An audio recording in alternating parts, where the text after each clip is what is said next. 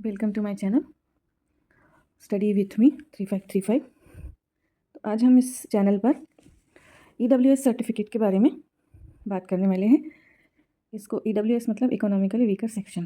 तो ऐसे सभी लोग जिनकी एनुअल इनकम 8 लाख रुपए से कम है वो EWS सर्टिफिकेट बना सकते हैं।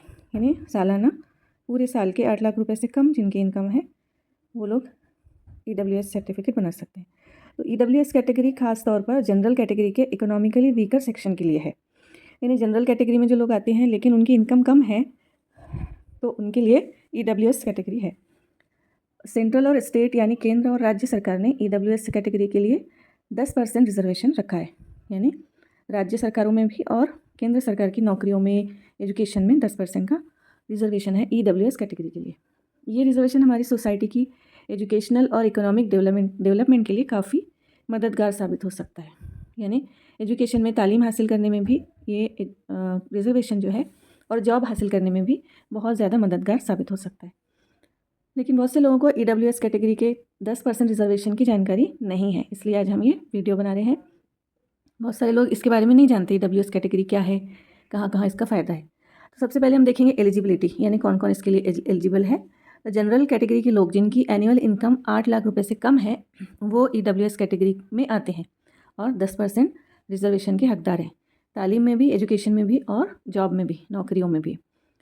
अब इसके फ़ायदे क्या हैं? तालीम के मैदान में यानी एजुकेशन में सभी शैक्षणिक संस्थाओं में 10% सीट्स EWS कैटेगरी के स्टूडेंट्स के लिए रिजर्व रहती है। इसी के साथ फ़ीस में भी कंसेशन मिलता है। कहीं भी आप एडमिशन लेंगे 10वीं के बाद तो वहाँ पर आपको 10% सीट EWS कैटेगरी के लिए रहती है। अब कौन कौन से कोर्स है, जैसे 11th 12th है, डिप्लोमा है, कोई भी डिप्लोमा, ग्रेजुएशन, इसमें हमने लिखे हैं कुछ BA BSc BCom MBBS BMS BUMS BHMS BE BTech etcetera. उसी के साथ साथ post graduation, DED BEd LLB ITI nursing pharmacy और भी सारे कोर्सेस में 10% सीट्स रहती है। अब गवर्नमेंट जॉब में इसके फ़ायदे क्या हैं? तो सभी सरकारी नौकरियों में 10% रिजर्वेशन EWS कैटेगरी के लिए होता है।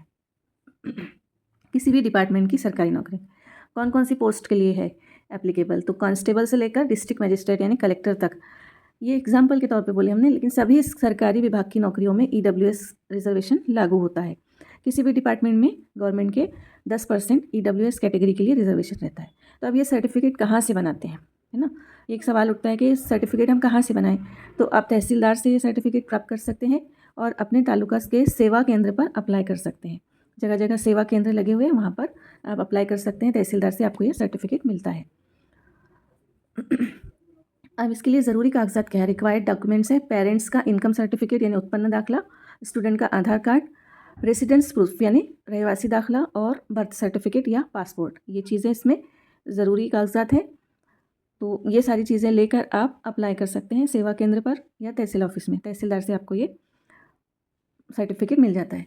10th और 12th के रिजल्ट के बाद अब सभी फैकल्टीज़ में एडमिशन शुरू हो चुके हैं, इसलिए ये वीडियो आपके लिए बहुत इंपॉर्टेंट है।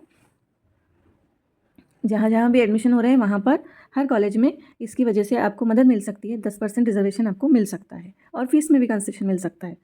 इसलिए वीडियो को ज़्यादा से ज़्यादा शेयर कीजिए ताकि सभी इस इन्फॉर्मेशन से फ़ायदा उठा सकें और सबका इसमें फ़ायदा हो सके। जनरल कैटेगरीज़ के लोगों को रिजर्वेशन EWS के थ्रू 10% रिजर्वेशन मिल सकता है।